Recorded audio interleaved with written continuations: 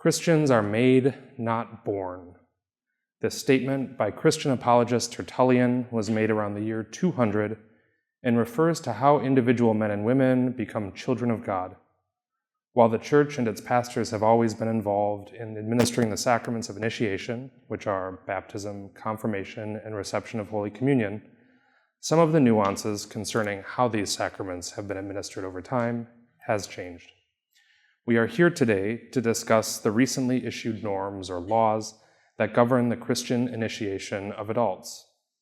The Order of Christian Initiation of Adults, also known as the OCIA, is the book here that we'll be focusing on, and the National Statutes for the Christian Initiation of Adults, which I'll call National Statutes. These two documents work in tandem and were promulgated by the United States Conference of Catholic Bishops last year in 2024. And yes, just to get this out of the way at the top, each parish does need its own copy of the liturgical book.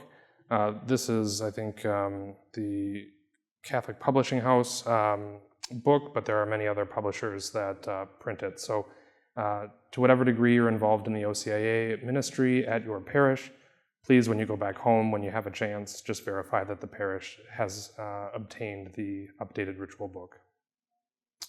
I've provided two handouts for you all, which should have been on your chairs when you came in. The first is an outline of the new OCIA. It does correspond to the outline of the former RCIA, but I think it's helpful to see it in brief. I plan to refer to it from time to time in this presentation. The second handout is the National Statutes for Christian Initiation of Adults themselves.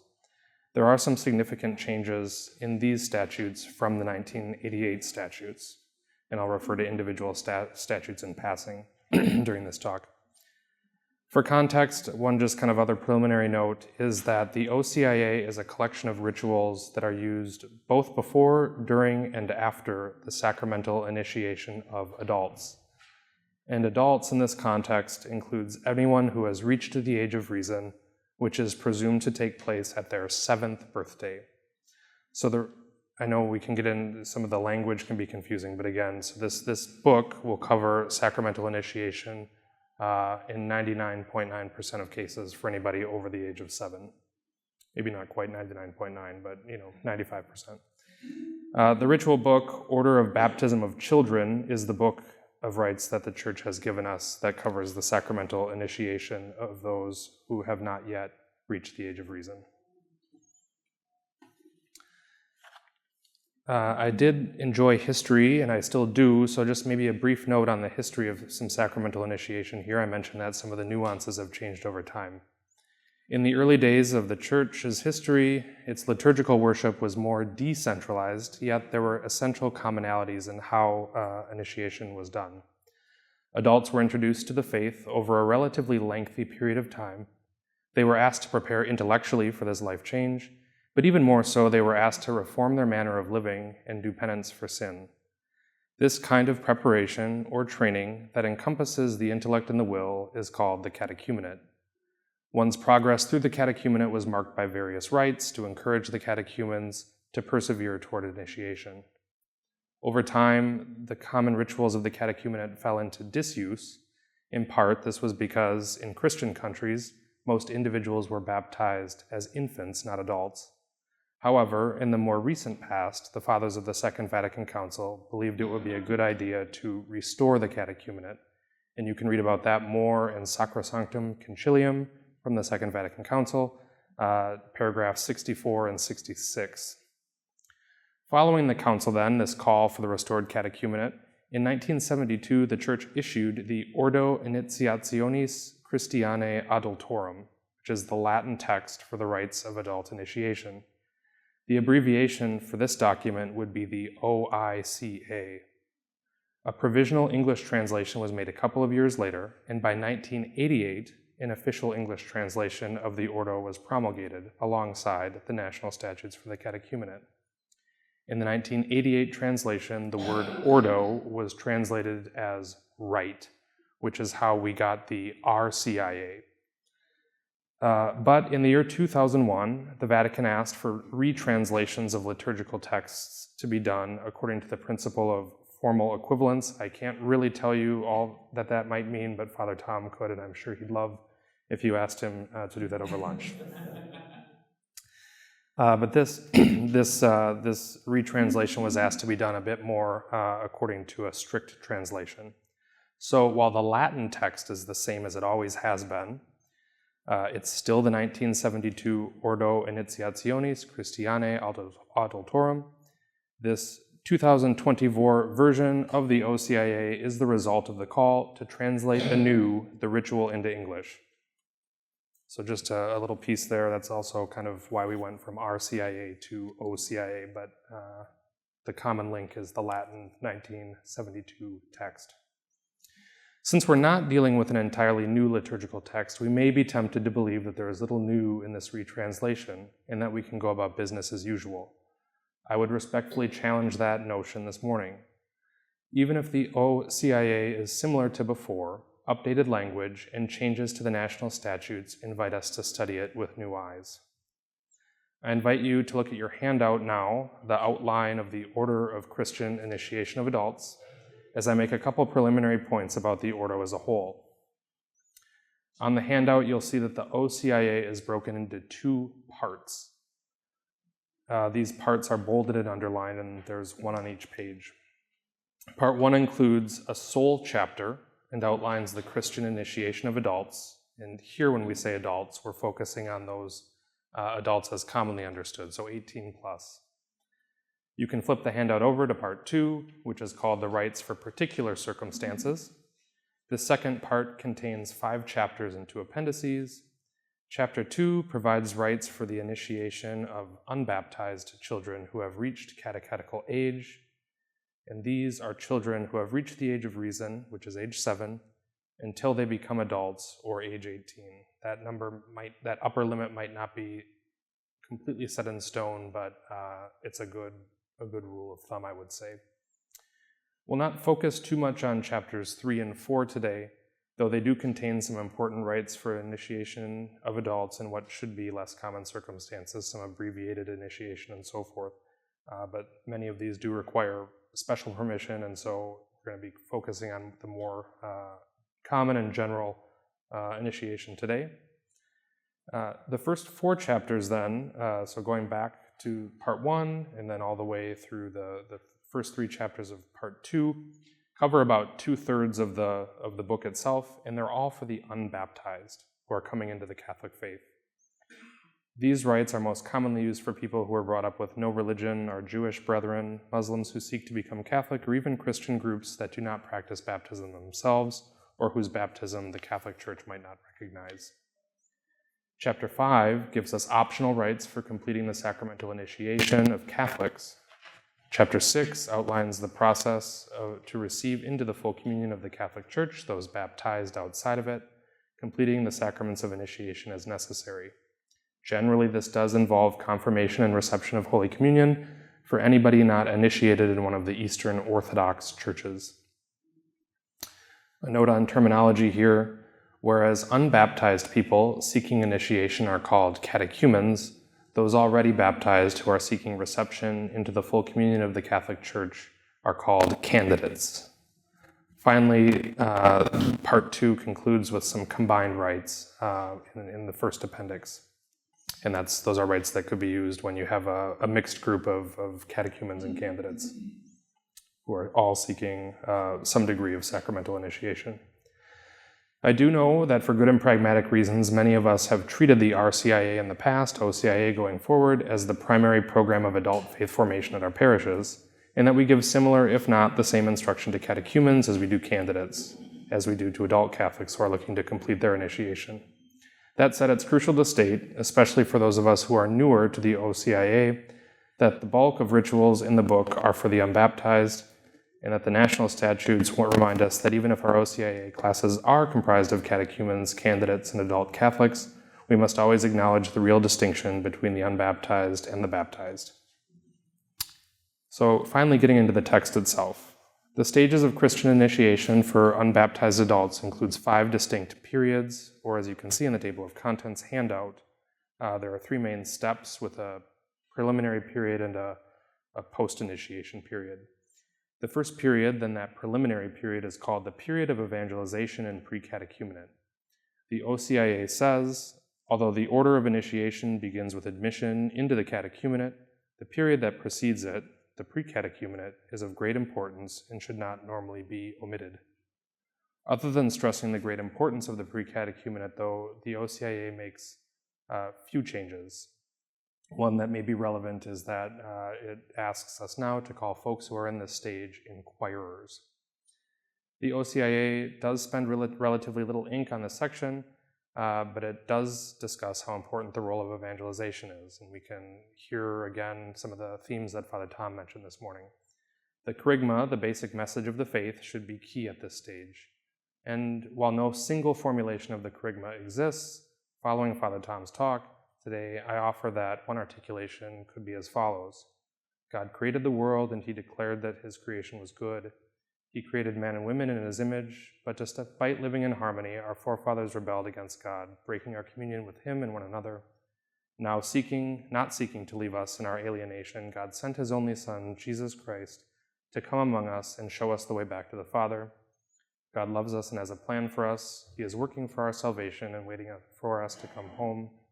We can only be truly happy when we respond to this call and live in right relationship with him and one another. Basic stuff, I'm sure things that you all have proclaimed many times, but again, for folks who are inquirers, who are in the period of evangelization and pre-catechumenate, this is the basic message we're asking them to wrestle with. For their part, the national statutes recommend that this charismatic evangelization familiarize inquirers with the scriptures, with prayer, and involve friendly conversation with other Catholics.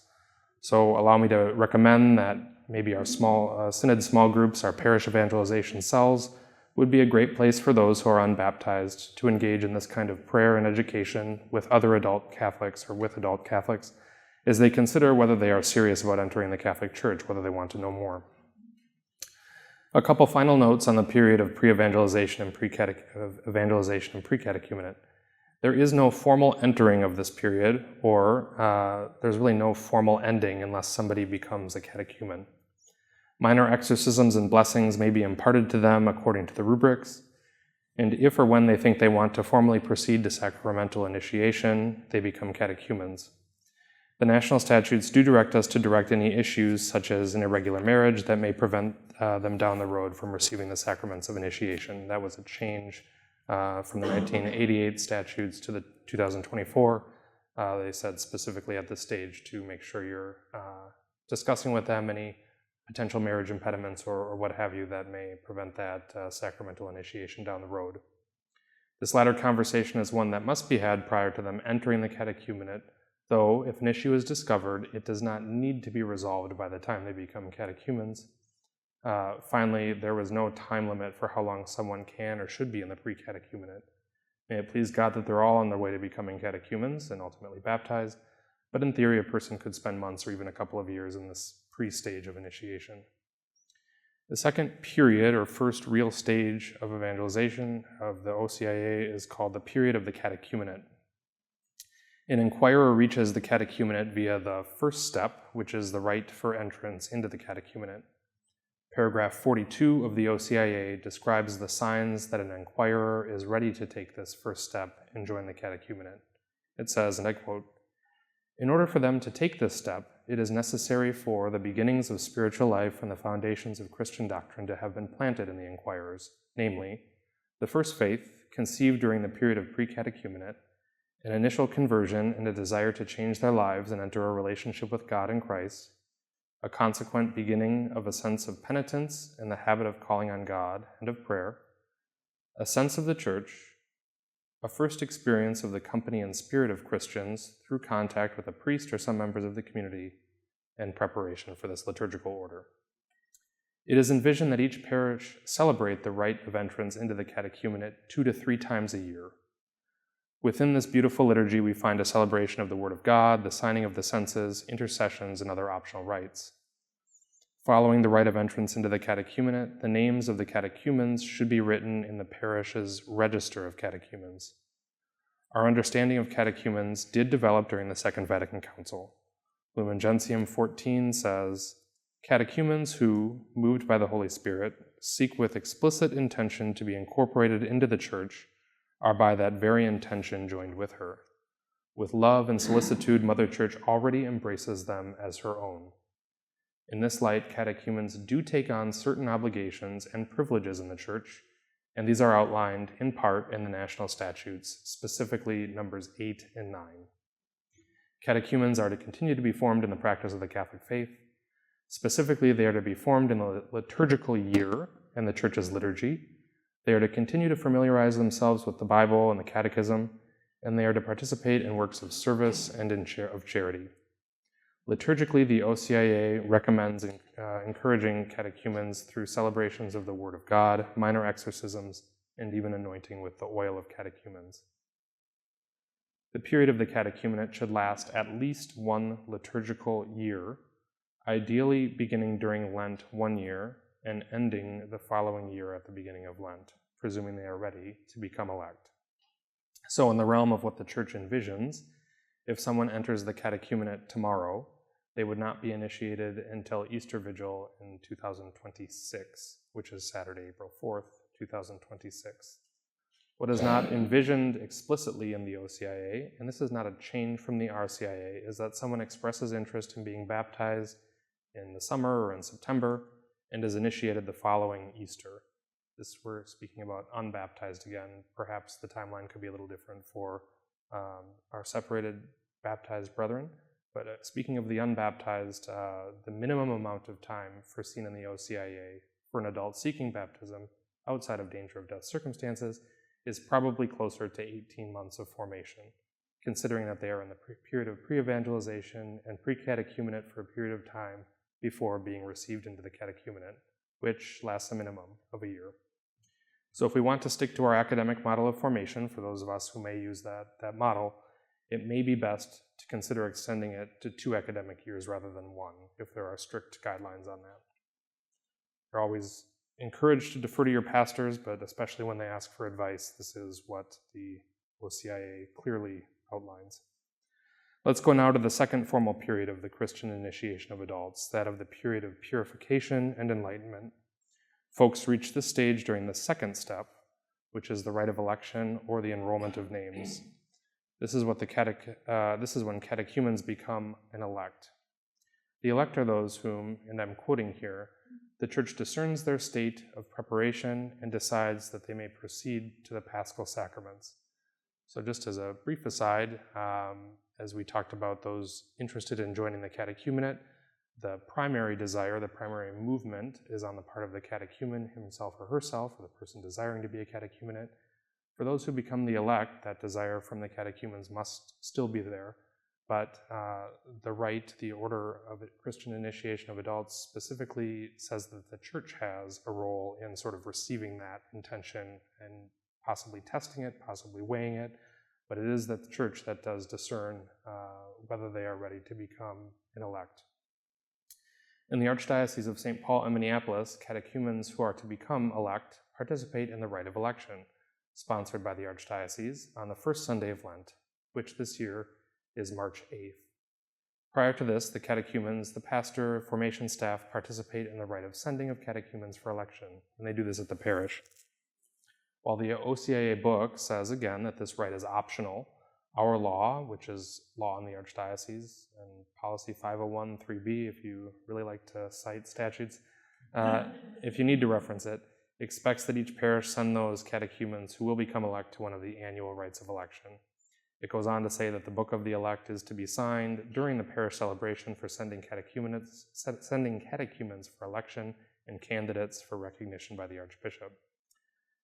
So even though the book says the order of Christian initiation of adults, the OCIA says that it's an optional rite, we expect that it be done here. Our policy does go on to state that if a pastor may request to celebrate the rite of election himself at his parish for his own catechumens, if it is impossible for them to attend the Archdiocesan-sponsored celebrations. Being that we celebrate the rite of election on the first Sunday of Lent, this second step, this period of purification and enlightenment lasts 6 weeks from the first Sunday of Lent to the Easter Vigil. In this period, various rites are celebrated, including 3 scrutinies the handing on of the Creed, the handing on of the Lord's Prayer, and even some rites of immediate preparation, which are envisioned to take place on Holy Saturday. The scrutinies are important liturgical rites involving readings from the Gospels, exorcisms, and other rituals that urge the elect to give themselves to Christ in the remaining time before their initiation. Their purpose is described in paragraph 141. The scrutinies are set forth to purify minds and hearts, to fortify against temptations, to convert intentions, and to awaken the will, so that the elect may cling more closely to Christ and pursue more vigorously their desire to love God. End quote. It should be noted that the elect are expected to attend each of the three scrutinies. The national statutes oblige catechumens and the elect to attend liturgy of the Word during Sunday, but the scrutinies carry with them additional gravity. The OCIA does not empower the pastor to dispense any of the elect from attending any one of the scrutinies. This power resides in the office of the diocesan bishop.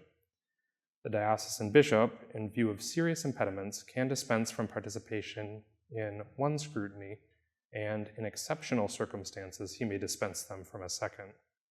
If for no other reason, please understand the importance the Church places on these rituals and do all that you can to inculcate their importance in the elect that you serve.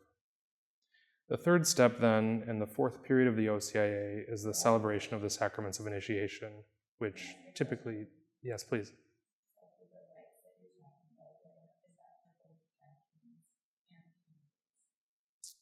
The scrutinies are specifically for the catechumens, but there are combined rites that offer, I don't know if mimicked is the right word, but sort of mimic some of the ritualistic action and language for both groups of people. So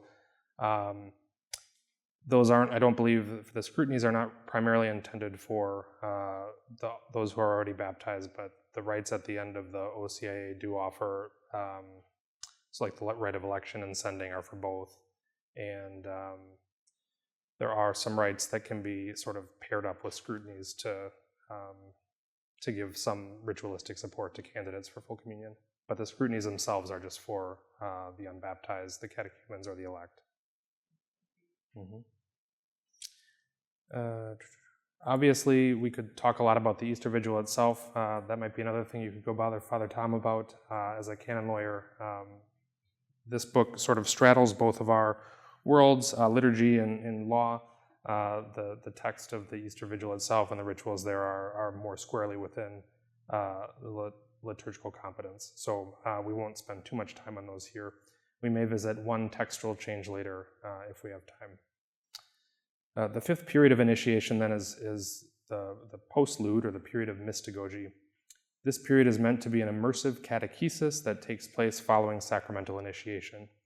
While we use the word neophyte to refer to new Christians, the word in Greek literally means new plant or baby plant.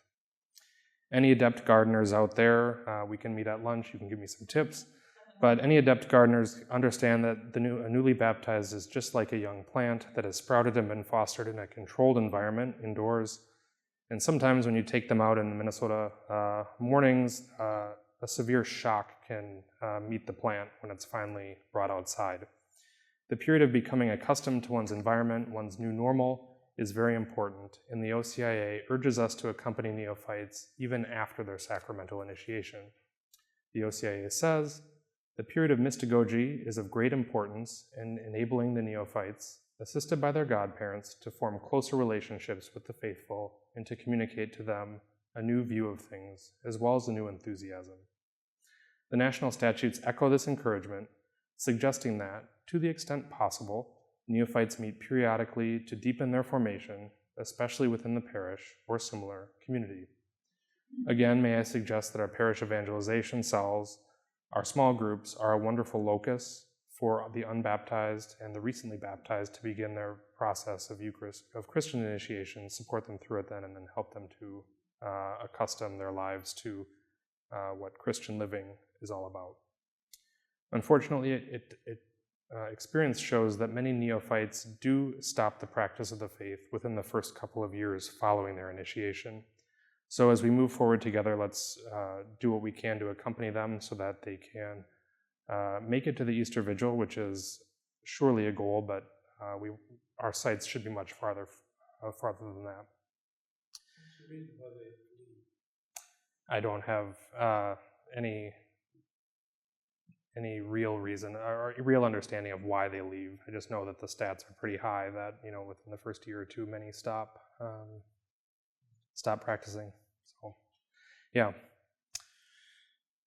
Turning a little bit here to talk about Chapter 2, the order of initiation of children who have reached catechetical age. Much of the initiation process does look the same as that's created for adults, those who have reached majority, but it's tailored to children who have reached catechetical age. A month ago, it was a few days before I gave this talk a month ago, in the third Sunday of Ordinary Time, the first reading was from Nehemiah. You may remember it. It featured the priest Ezra, who upon recovering the law, read it to the Israelites, in a way seeking to ratify it among the current generation.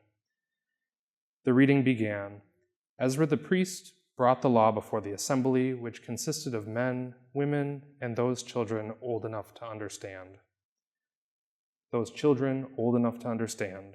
And this, I think, is what we mean when we talk about children of catechetical age. As I mentioned earlier, children who have reached catechetical age are likely between the ages of 7 and about 18.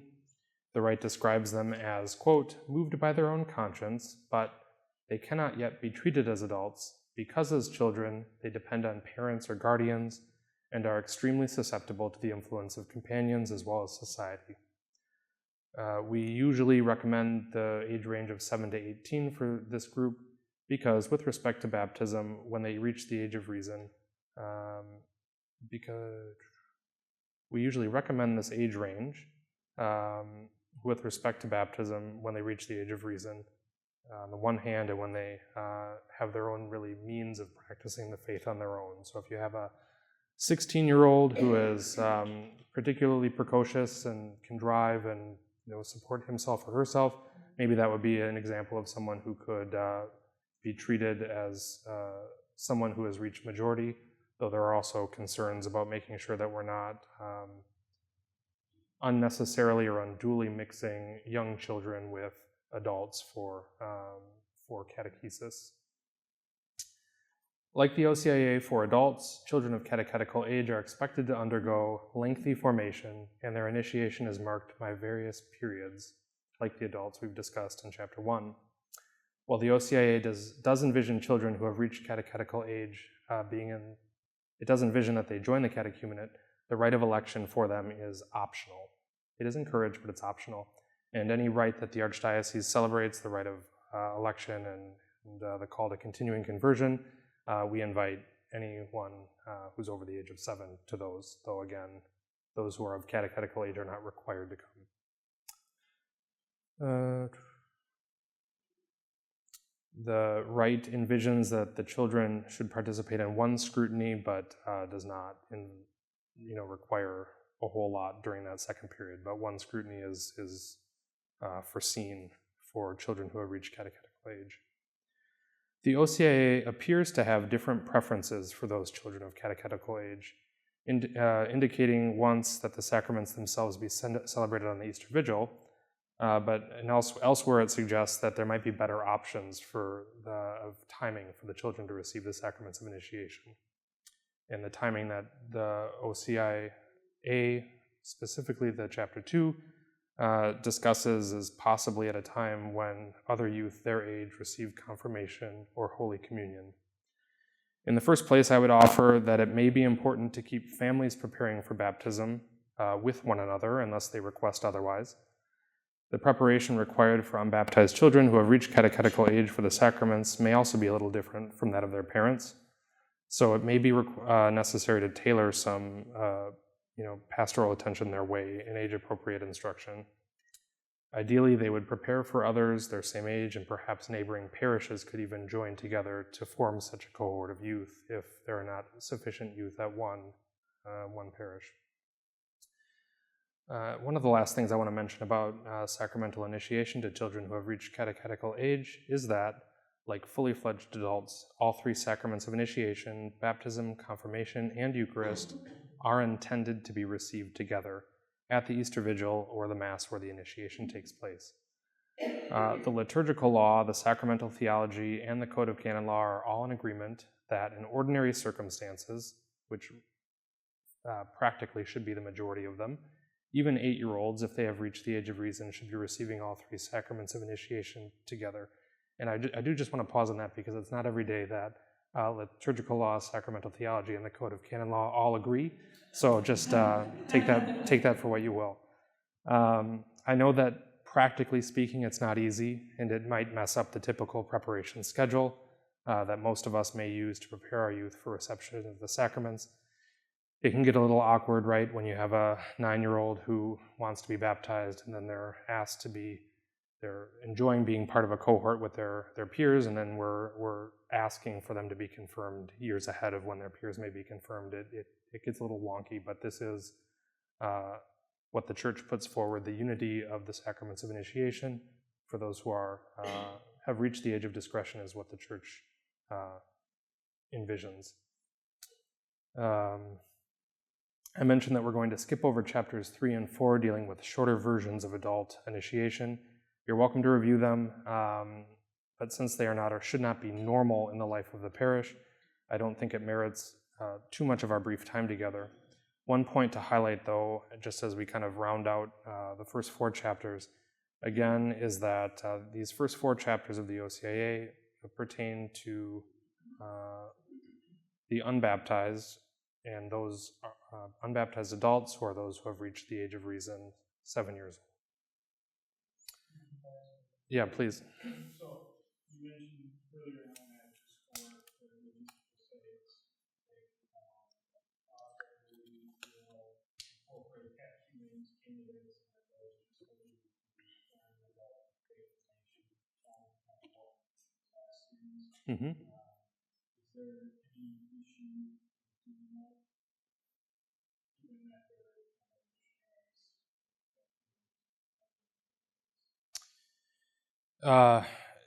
So I think this is where the national statutes, and I don't remember which one it is, but maybe it's one of the last ones, does insist again that we, be mindful of the distinctions that exist between both groups. And that means both as leaders of the parish that we're mindful of it, but it also means that we share some of that with the groups that we're serving. That's not to, create undue division, but it is to say that somebody who's baptized is expected to live a certain way.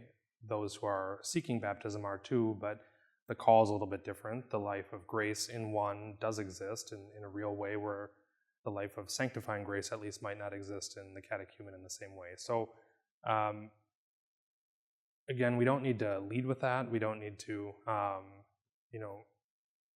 talk about that all the time, but is something that the Church is asking us to be mindful of. That should be present, and if it is, I think it's appropriate to keep classes together of mixed company, I suppose we could call them. But yeah, for the scrutinies and so forth, there should be some sense that maybe the candidates are invited there to support the catechumens, the elect, but the full right doesn't pertain to them.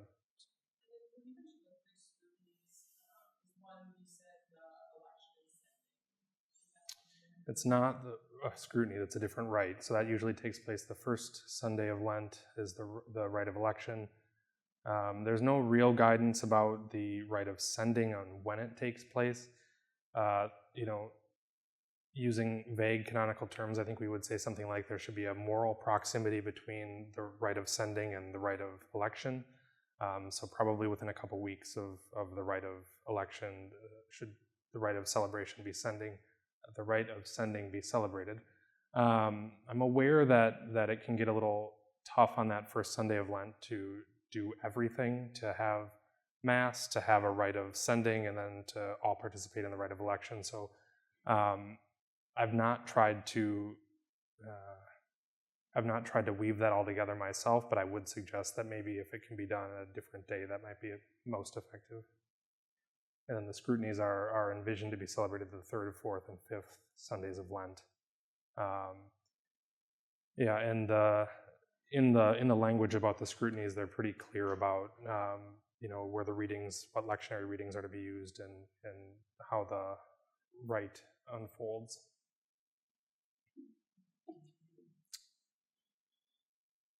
And we can keep the question, yeah, please.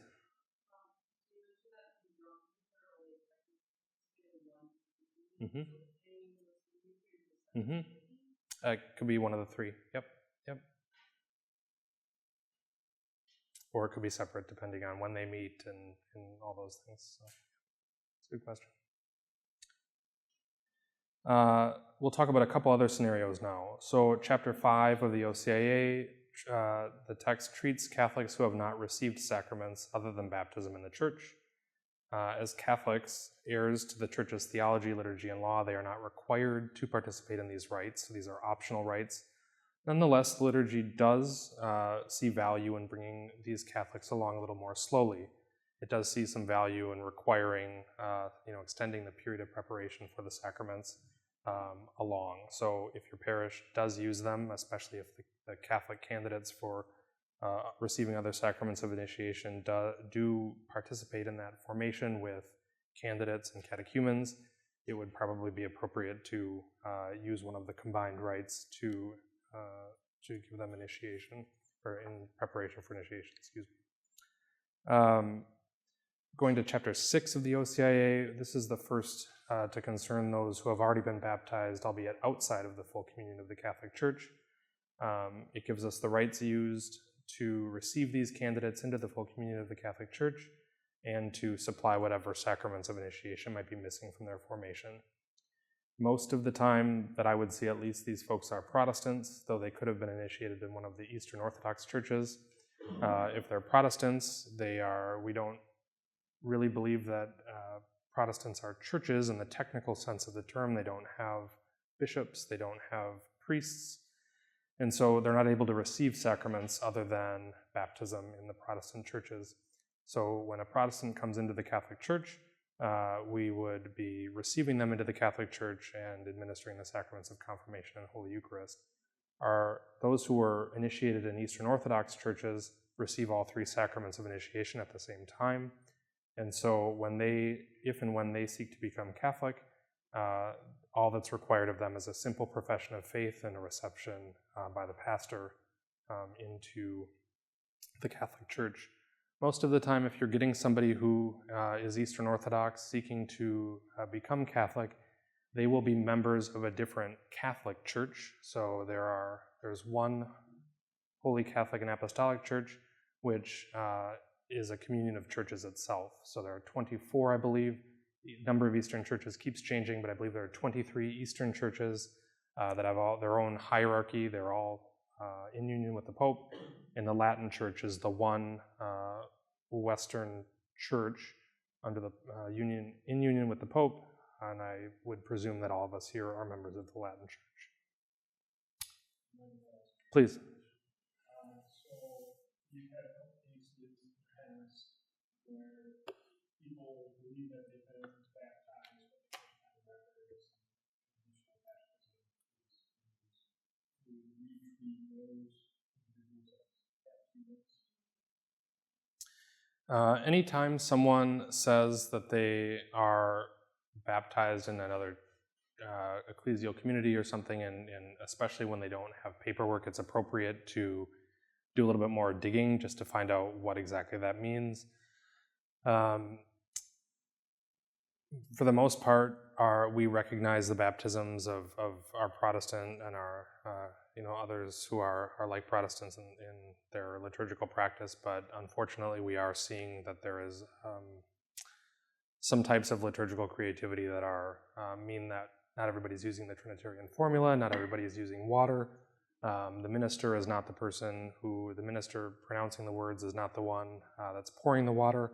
All those things are likely signs of invalidity that would need to be investigated. So in that case, the individual would be technically a catechumen, but probably what we would recommend is a period of faster initiation, one of the simpler rites that we skipped over, just because they've lived their life as a Christian, ideally up until that point, and they may not need the same type of preparation that somebody who made the decision a year ago to pursue the faith. I think whenever that happens, documents, and again, I'm a lawyer, so sorry, but documents are a friend.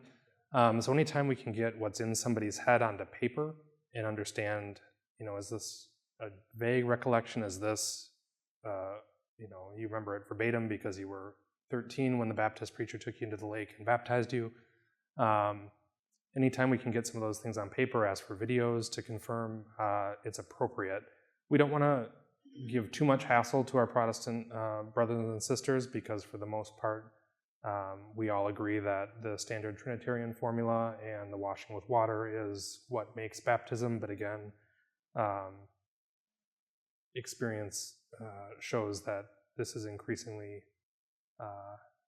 no longer a source of communion, whereas it used to be, unfortunately. So, and then when you discuss, if there really are no documents,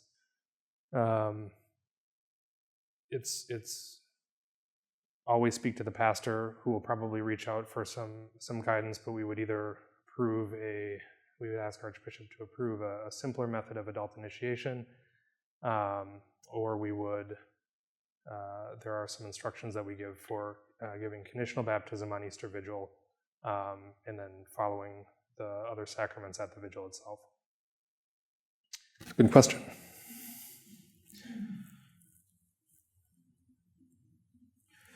We have about 5 minutes left, so I'm going to wrap up a couple things, and then you are welcome to leave. I was told to watch for people walking past the windows, so I guess I have a unique vantage point to that. But if there are any lingering questions, we can chat in the hall while people are going through the lunch line, so I'll be here for a while. A couple things then to note about folks who are Protestants and who are seeking reception into the full communion of the Catholic Church is that their reception in the sacramental initiation does not need to take place at the Easter Vigil. It is common that it does so, but it does not need to. As baptized Christians, they too may be admitted to the mysteries of the faith once they are joined with Christ in the visible structure by the bonds of the profession of faith, the sacraments, and ecclesiastical governance. So if a baptized non-Catholic, think a Lutheran or Presbyterian, the idea that they would need to prepare for 2 years to be received into the full communion of the Church, presuming that their intention is constant, there aren't other issues going on, it seems a little unnecessary to ask them to prepare for that length of time or even to wait for the Easter Vigil. However, they need to be judged to be ready, which is not merely a personal desire, a personal assessment on their own part, but something that is received and vetted in some way by the Church. Instruction in the teachings and practice of the Catholic faith is necessary, but as a baptized Christian, since they are already conformed to Christ and are members of His body, the Church, they don't need to go through all the same quote-unquote hoops that our catechumens may. And then looking at that academic year model of formation, perhaps 1 year of formation would be fully appropriate for someone already baptized, seeking to be received into the full communion of the Catholic Church. Please. That if I'm a Lutheran, I come into the Catholic Church, there's certain basic things the Catholic Church teaches that I should really know as I become a full member. And some people who do not really know the Church come into the Church. Isn't there criteria that they have to meet so they know certain criteria? So they won't get advanced 3 years because you already know the deal. You already know what's going on. I mean, a lot of Lutherans know more about the Bible than we do as Catholics because they grew up with it. And so there's a lot of people that know a lot more than we do in the Church. Do they have a test that say you're fine, come on in, don't worry about it? Is there criteria?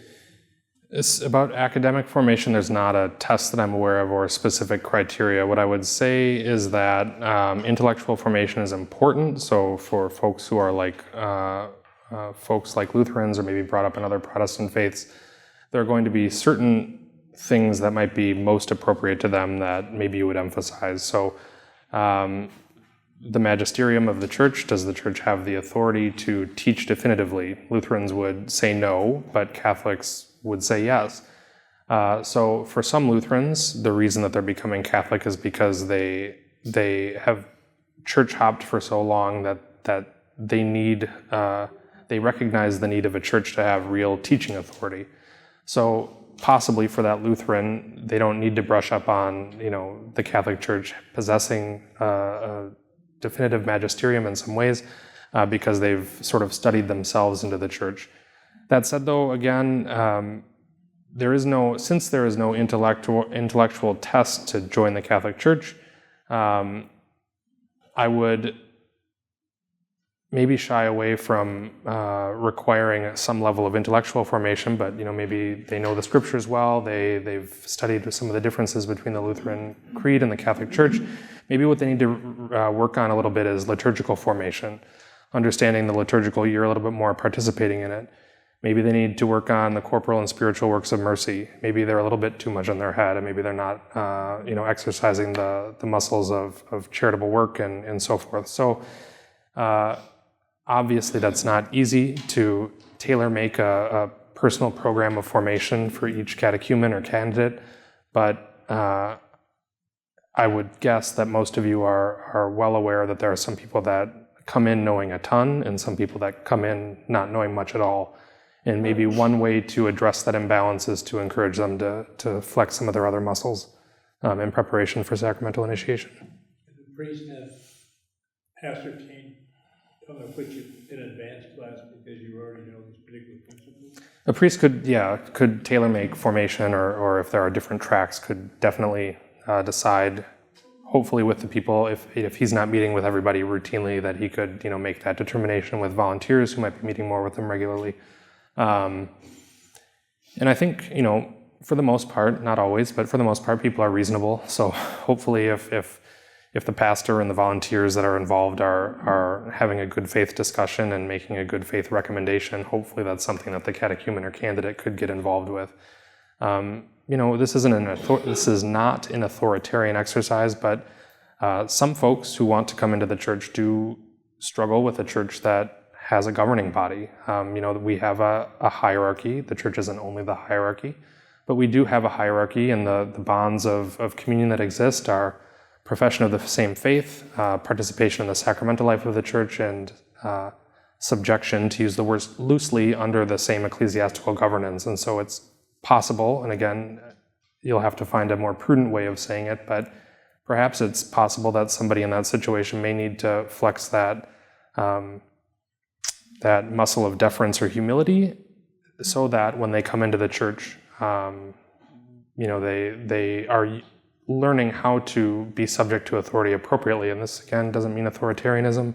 It just means that something that the Catholic Church has that not all other Protestant communities have is a real hierarchy that has real authority within limits, of course. That's the best Weasley answer for you. An individual. Yeah. Often these are, individual. These are principles that need to be applied to practical and personal situations, and there are many principles such that rarely do situations look the same. It is a couple minutes to 11:50, so I want to note, maybe before we go, that the one change that I referenced earlier for the Easter Vigil, it probably will mostly be for your pastors, but if anybody's in charge of setting the ribbons or something like that in the ritual books, there is now a text for the baptism of infants at the Easter Vigil that is in the OCIA that wasn't there before. So it's not inappropriate to baptize infants at the Easter Vigil, but it's quite appropriate to baptize them there if the parents don't have major objections. And I know that is sometimes a concern about keeping young families out, to 1 a.m. or whatever. But if you can convince them that it's a good idea, then go for it. A couple pointers before we close here. Just please do confirm as you go home that your parish has a copy of the 2024 OCIA. Please confirm that your parish has a register or book of catechumens, that they have a book of the elect. We talked a little bit about documentation, but just be aware that sometimes the best way to sort of get some basic information is maybe an application of somebody who's interested, just to get basic biographical information. A birth certificate is typically customary to receive so that you can record that information in the baptismal register, so that you know who their parents are, how to spell their names, all those good things. So it may be appropriate to request that birth certificate in advance of an inquirer's entrance into the catechumenate. And I suppose I would just close by saying, as we started, that Christians are made and not born. And we have the good and terrifying work of bringing people along and educating them in the life of faith before they are initiated sacramentally. And so, in that light, this is a common theme of Pope Francis and his curia, the ways that he's changed certain laws, and that he and his curial departments have released certain instructions. There's a focus on making sure that people are suitably prepared to enter, whether it's priesthood or religious life, or even the baptism as an adult. And so I commend you to the Lord, and we are here together in front of the Lord to both thank you for the work that you do and to encourage you to continue to do it well. So again, I'll be outside with questions, but thank you very much for all you do, and thanks for coming today.